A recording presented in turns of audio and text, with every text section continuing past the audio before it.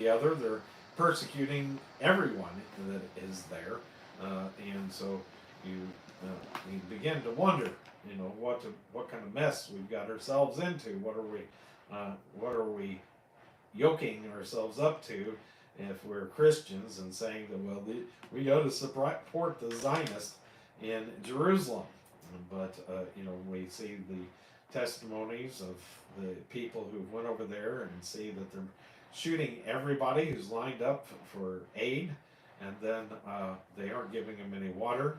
And most of they're giving them basically what we, REM meals, which you need water to be able to eat, and so it's a big, huge mess over there, and has been for 72 years. And so you want 3 years, and so you wonder why in the world 72 years. So we're not what we are seeing what that we're seeing, and I guess it won't be straightened out until Jesus gets here.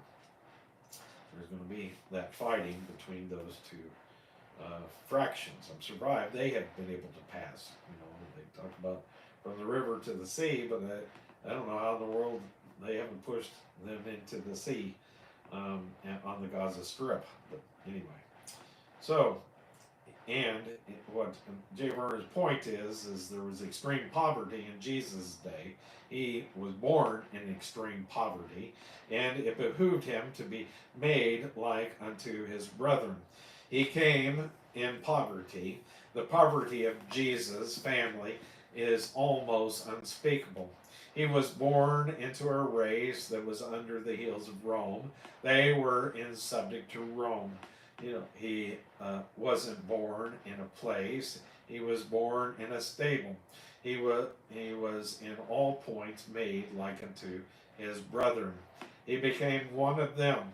If you had seen that little boy playing in Bethlehem, wearing a little ragged garment, you would have not have known who he was. When the artists paint him, he stands out like a bright cameo, but he was probably just a dirty-faced little boy, not any different in appearance from his playmates.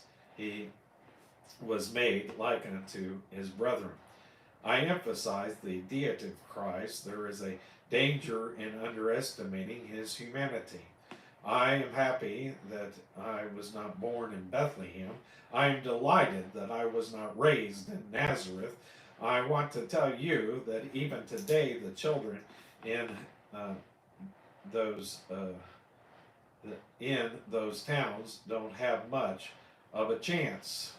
And like I said, the testimonies I've seen, even 12-year-old boys being shot down for no reason in the streets there today. Just think of what it was like in Jesus' day. Jesus Christ became a real human being, and he came out of that background. He was a root out of the dry ground. You have never had a thought, nor have you ever suffered anything that he doesn't really know about. For this reason, he may be a merciful and faithful high priest, that he might be a merciful and faithful high priest in things pertaining to God, to make reconciliation for the sins of the people. It is more accurate to say to make propitiation rather than reconciliation. Christ made a mercy seat for you and me to come to. And my friend, what we need is mercy. God has a great deal of it available to you because Jesus made a mercy seat, and you can go there to get all you need.